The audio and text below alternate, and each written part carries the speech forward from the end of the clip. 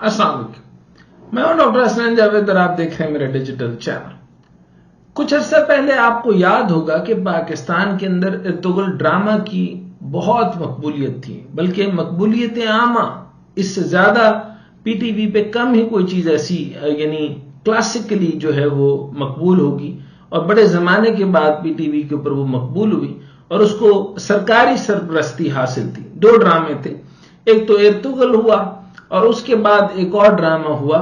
جس کا نام میں تھوڑا بھولتا ہوں، وہ تصوف سے ریلیٹڈ تھا۔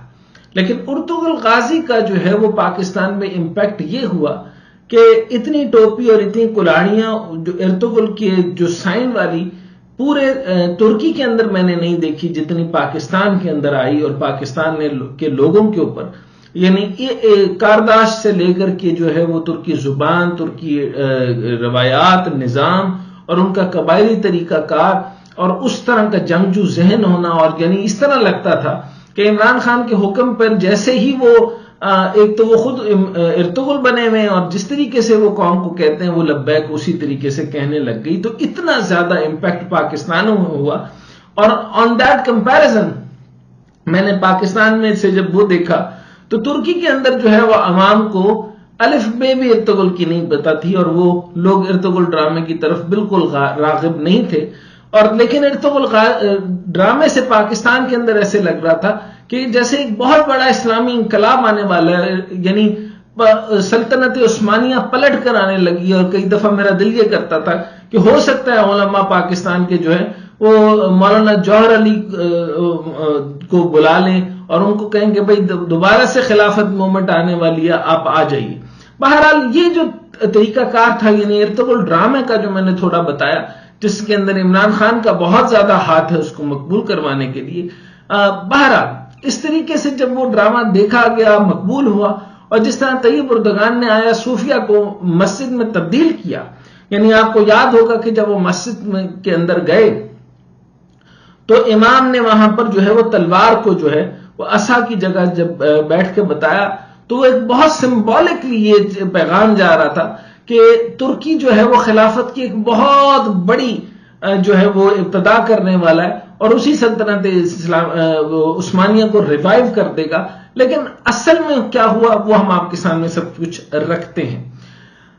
آیا صوفیہ کو جب وہ مسجد میں تبدیل کیا تو پاکستانیوں کو بھی لگا کہ شاید طیب اردگان سلطنت عثمانیہ کو بحال کرنے کی طرف قدم بڑھا چکے ہیں، اور لوگوں کو لگنے لگا تھا کہ شاید طیب اردگان کی شکل میں انہیں عالم اسلام کی قیادت کرنے والا رہنما مل گیا۔ صدر اردگان نے خود بھی کئی بار کہا تھا کہ ترکی واحد ملک ہے جو عالم اسلام کی قیادت کر سکتا ہے، تو یہ سمجھا جاتا تھا کہ اردگان جب یہ کہتے ہیں تو ان کے ذہن میں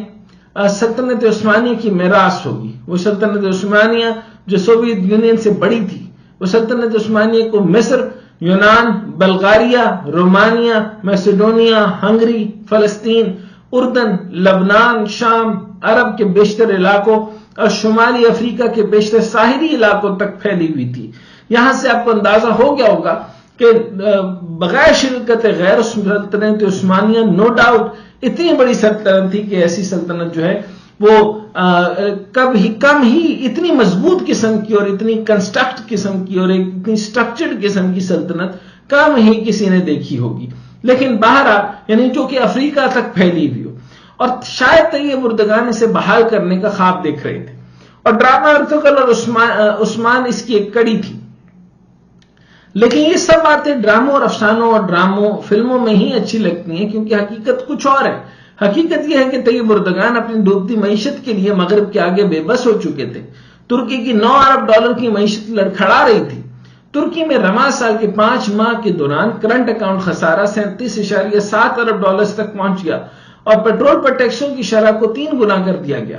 اس سے پہلے اس ماہ کے شروع میں مختلف اشیاء اور خدمات پر ویلیو ایڈڈ ٹیکس میں اضافہ کیا گیا تھا، اور فیول ٹیکسز میں اضافہ ترک عوام کے لیے مالی بوجھ میں اضافہ کرے گا، جنہوں نے طویل عرصے سے بلند افراط زر کا سامنا کیا ہے، اور صرف اس سال امریکی ڈالر کے مقابلے میں لیرا کی قدر تقریباً 30% کمی دیکھی گئی۔ ملک میں مہنگائی کی شرح تقریباً 40% ہے۔ گزشتہ برس اکتوبر میں یہ شرح 85% تجاوز کر گئی۔ عوام پر مہنگائی کی اس بوجھ کو کم کرنے کے لیے ترکی کے وزیر خزانہ محمد سنسک مرکزی بینک کے گورنر حافظ ارکان کے ساتھ مل کر انہوں نے شرح سود کو 15% تک بڑھا دیا۔ اردگان اسے کب سے روک کر بیٹھے تھے۔ اب ان حالات میں ترکی مغرب اور امریکہ کی طرف دیکھ رہا ہے اور اس کے پیچھے سہارا دینے کے لیے روس کھڑا ہے۔ طیب اردگان جو کچھ عرصہ پہلے ارطغرل بنے ہوئے تھے اور سلطنت عثمانیہ کی بحالی کا خواب دیکھ رہے تھے، بگڑتی معیشت نے ان کی ساری اکڑ نکال دی۔ طیب اردگان جو پہلے امریکی اور یورپ کو آنکھیں دکھا رہے تھے، بگڑتی معیشت کو بچانے کی کوشش میں یو ٹرن لینے میں ذرا دیر نہیں لگائی۔ طیب اردگان نے نیٹو کے اتحادیوں کو اس وقت چونکا دیا جب انہوں نے فوجی اتحاد میں شامل ہونے کی سویڈن کی درخواست پر اپنے دیرینہ اعتراضات کو اچانک مسترد کر دیا۔ انتخابات کے بعد اردگان امریکہ اور یورپ کے ساتھ مزید مثبت تعلقات کی خواہش مند ہے۔ امریکہ کے ساتھ حالیہ سفارتی رابطوں نے بھی طے پانے والے اتفاق رائے میں اہم کردار ادا کیا۔ امریکی صدر جو بائیڈن نے نیٹو سربراہی اجلاس کے موقع پر اپنے ترک ہم منصب کے فیصلے کا خیر مقدم بھی کیا۔ بائیڈن نے بھی کہا کہ یورو اٹلانٹک کے علاقے میں دفاع اور ڈیفنس کو بڑھانے کے لیے صدر اردگان اور ترکی کے ساتھ کام کرنے کے لیے تیار ہے۔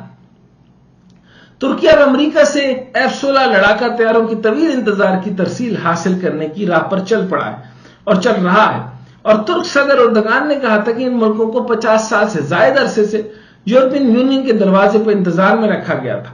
اور برسلز میں خطاب کرتے ہوئے کہا تھا کہ یورپین یونین ترکی کے لیے راہ ہموار کرے،